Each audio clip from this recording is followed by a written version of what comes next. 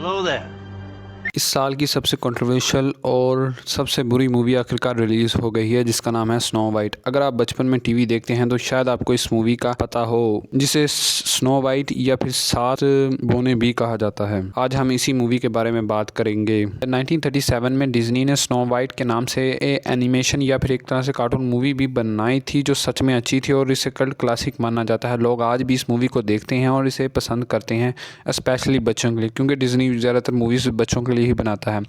जब डिज्नी ने इसका लाइव एक्शन बनाने का सोचा और अनाउंस भी किया तो कई लोग इसके बारे में फिक्रमंद थे कि ये काम करेगा भी या नहीं, क्योंकि पिछली कई भी डिज्नी मूवीज़ ने जिस पर लाइव एक्शन बनाया है वो सारी की सारी ख़राब ही निकली हैं। ऐसा नहीं है कि सारी ख़राब थी, कई ज़्यादातर उसमें से ख़राब ही लाइव एक्शन बनी थी। इसलिए डिज्नी ने सिर्फ स्नो वाइट मूवी ही नहीं बनाई बल्कि और भी कार्टून मूवीज़ बनाई हैं, जैसे कि Cinderella, Pinocchio, Beauty and the Beast, Mulan, Maleficent, The Jungle Book, Aladdin, The Lion King, जिसका लाइव एक्शन के बारे में मैं वीडियो बना चुका हूँ। आगे द लिटिल मरमेड जो सबसे पॉपुलर रही है, और उसके बाद आती है द स्नो वाइट, जिसके बारे में हम बात करने जा रहे हैं।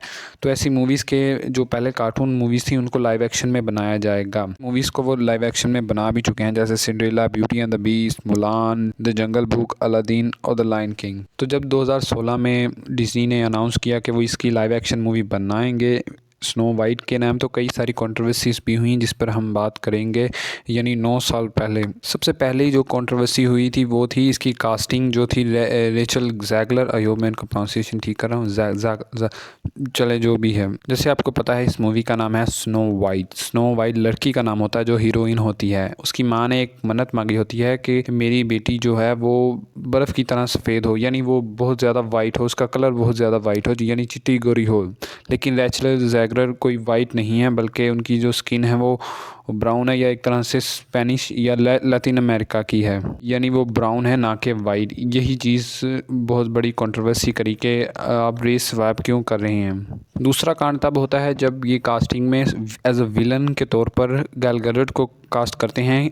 कहानी के एक मेन प्लॉट लाइन होता है, इसमें एक आईना होता है जो बताता है कि सबसे खूबसूरत कौन है, यानी जो मेन विलन होती है वो पूछती है कि उससे सबसे ज़्यादा खूबसूरत कौन है, तो वो बताता है कि रेचल ज़ैगलर यानी स्नो वाइट तुमसे ज़्यादा खूबसूरत है। ब्यूटी स्टैंडर्ड हर किसी के लिए मुख्तलिफ हो सकते हैं, लेकिन तुम्हारे ख्याल से रेचल ज़ैगलर या फिर स्नो वाइट गैल गैडोट, जब शीशे से पूछा जाता है कि सबसे ज़्यादा खूबसूरत कौन है, आईने से पूछा जाता है, तो वो बताता है कि स्नो वाइट बहुत ज़्यादा खूबसूरत है। यानी गैल गैडोट जो मेन विलन है उन्हें जलन होती है रेचल ज़ैगलर से जो स्नो वाइट है। आपके ख्याल से क्या ये ब्यूटी स्टैंडर्ड ठीक है? तो ये एक बड़ी कंट्रोवर्सी बनती है। 2022 में गेम ऑफ थ्रोन्स के पॉपुलर एक्टर जो पीटर डेंगलर, जो खुद एक ड्वार्फ एक बोने हैं, उन्होंने ये कहा कि ये स्टीरियोटाइप को कुछ ज़्यादा ही आगे लेके जा रहे हैं बोनों के हवाले से। स्टोरी तो कंटिन्यू की जा रही है, लेकिन स्टोरी को बोनों के जो करैक्टर्स हैं उनको बदला जा रहा है, पर भी एक काफ़ी ज़्यादा कंट्रोवर्सी हुई। सबसे बड़ा जो कांड होता है वो तब होता है जब इसकी मेन हीरोइन स्नो वाइट की, जो स्नो वाइट को प्ले करने वाली एक्टर रेचल ज़ैगलर ही मूवी को ही बुरा भला कह देती हैं इसकी बजाय कि वो मूवी के करैक्टर को पूरी तरह निभाती, उन्होंने करैक्टर को ही बुरा भला कहा कि इस मूवी को बदला जाएगा, हीरो नहीं बचाने आएगा, वो खुद को बचा लेगी। जैसे काफ़ी ज़्यादा कंट्रोवर्सी हुई, और जब इंटरव्यूज़ के लिए इन्हें भेजा भी जाता था तो डिज्नी ने इन्हें रोक दिया था कि आप कोई भी इंटरव्यू ना दें, क्योंकि वो कोई और कंट्रोवर्सी नहीं चाहते थे। पहले तो बोनो के जो थे लाइव एक्शन यानी रियल बोने दिखाए जाने वाले थे, लेकिन जब कंट्रोवर्सी हुई तो बाद में बोनों की जगह उन्होंने CGI का ही इस्तेमाल करना बेहतर समझा, और मेरे ख्याल से ये बिल्कुल सही फैसला था। वैसे CGI उनको दिखाने तो नहीं चाहिए थे, दिखाने रियल बोने ही दिखाने जाने थे, लेकिन CGI ज़्यादा बेटर रहेगा। तो इस मूवी में एक सब प्लॉट डाला गया है, वो है आईने के बारे में। इवल क्वीन जो सौतेली माँ होती है स्नो वाइट की, वो पूछती है कि बताओ सबसे ज़्यादा खूबसूरत कौन है। तो उन्होंने इसमें एक सब प्लॉट ये डाला है कि सबसे खूबसूरत वो है जो दिल का साफ है। ज़रा सोच कर देखो, पूरे किंगडम में, पूरे राज्य में, पूरी सल्तनत में सिर्फ और सिर्फ एक ही दिल की साफ है, और वो है रेचल ज़ैगलर। कोई सेंस है इस बात की? और जब भी शीशा पूछता था वो झूठ बोल रहा था क्या? इवल क्वीन तुम हो सबसे ज़्यादा खूबसूरत।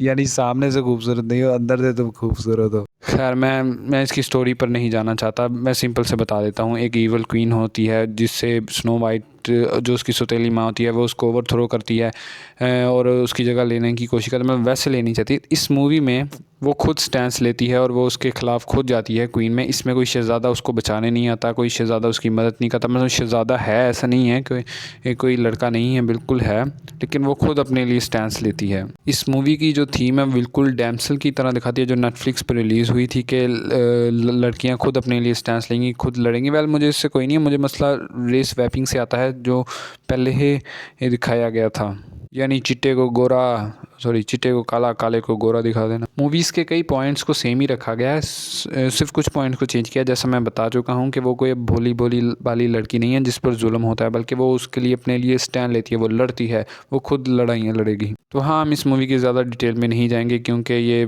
मूवी एक मेडियोकर है, यानी ये मूवी बस अगर आप फैमिली के लिए जा रहे हैं टाइम स्पेंड करने के लिए, ये तो नहीं, ये मूवी आपके लिए बिल्कुल भी ठीक नहीं है। इसकी जगह आप कोई और मूवी देख लें। और हाँ, एक्टिंग के मामले में ये कहूँगा कि गैल गैडोट को एक्टिंग बिल्कुल भी नहीं आती, उन्हें बस एक्सप्रेशन आते हैं और उनका एक करिश्मा है जो उनके आगे लेके चला जाता है। हाँ, रैचल ज़ेगलर की एक्टिंग ज़रा ठीक ठाक थी और ख़ास करके उनका म्यूज़िक, वो एक अच्छी सिंगर है तो उनसे अंदाज़ा लगाया जा सकता है और वो ये मूवी में दिखाई भी देता है। ओवरऑल ये मूवी बहुत ज़्यादा मेडियोकर थी, मैं बस यही कह सकता हूँ। बेहतर होगा कि आप ये मूवी ना देखें। आज के लिए फिलहाल इतना ही। आपकी तरह मैं भी मायूस हूँ, लेकिन उम्मीद पर दुनिया कायम है। दिल दुखा है लेकिन टूटा तो नहीं है और उम्मीद का दामन छूटा तो नहीं है।